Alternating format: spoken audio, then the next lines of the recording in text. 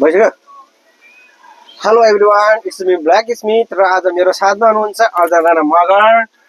धन्यवाद अनि स्वागत छ मेरो ब्लगमा। अनि के छ त तपाईँको हालखबर? एकदम ठिकै छ अनि सन्चै आरामै। अनि आफ्नो के छ सुन?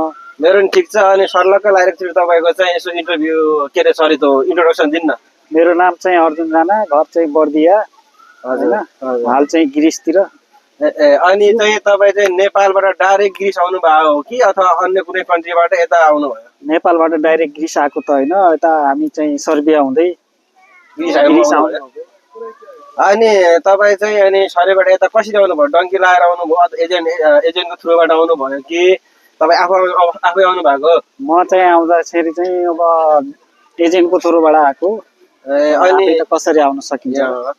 अनि बाटोमा आउँदाखेरि चाहिँ के कस्तो हुँदो रहेछ त्यो टचरहरू? अनि त्यो आउँदाखेरि अब भनेको चार्ज भन्दा एक्स्ट्रा लिग्यो कि तपाईँको भनेकै चार्जमा आइपुग्नु भयो यता? अब सुन्न चाहिँ मैले धेरैले चाहिँ अब टचर दिन्छ ऊ दिन्छ भन्ने सुनेको थिएँ होइन, सुनिरहेको पनि थिएँ। अब त्यस्तो चाहिँ हामीलाई चाहिँ गरेन। हामीलाई चाहिँ अब जतिमा भनेको त्यतिमा आइपुग्यो। म चाहिँ अब अरूले चाहिँ अब कतिमा आयो, अब कोहीले भन्छन् बढी लियो टचर दियो भन्ने सुनेको हो मैले। अनि तपाईँ सर्बियाबाट यहाँ आउने बित्तिकै तपाईँ स्टार्टिङ जब चाहिँ के थियो? एग्रिकल्चर थियो अथवा यही सिटीमा हुनुहुन्थ्यो? मेरो चाहिँ स्टार्टिङ चाहिँ एग्रिकल्चरै थियो।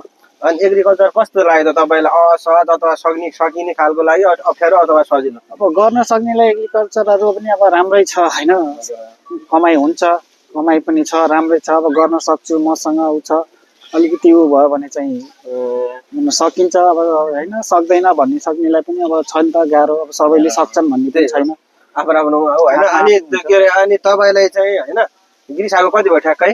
ग्रिसमा आएको अहिले भयो 16 महिना जति।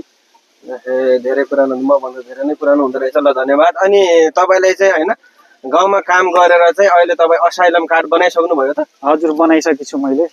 अनि असाइलम कार्ड बनाइसकेपछि अहिले सायद तपाईँको काम खोज्ने सिलसिलामा होला है? कामको खोजीमा छु अब यहीँ अब एथेनतिर अब सिटीतिर भनौँ। हामी चाहिँ कृपया यही भिडियोबाट भन्छौँ यदि कोहीसँग जब भ्याकेन्सी छ, यदि काम कसैलाई कामदार चाहिरहेछ तपाईँहरू काम गर्ने ठाउँमा भने चाहिँ कन्ट्याक्ट गर्न सक्नुहुन्छ। उहाँले चाहिँ काम खोजिरहनु भएको छ अथवा अन्य धेरै मान्छेहरू पनि छन्।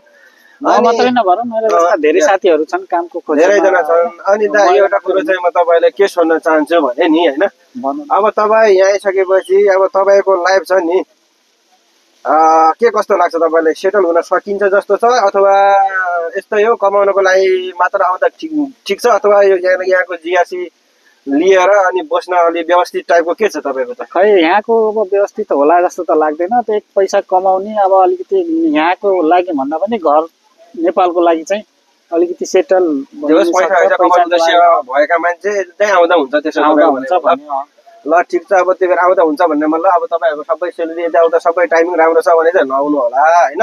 फेरि आउनु होला भन्ने फेरि कुदिहाल्नुहुन्छ होला, त्यो चाहिँ होइन हाम्रो चाहिँ होइन। अब यही हो दाइको अब भगाइ तपाईँहरूको माझ ल्याइसकेका छौँ। यस्तै यस्तै तपाईँहरू अन्य मान्छेबाट पनि हामी सबैको भगाइ ल्याउने नै छ होइन।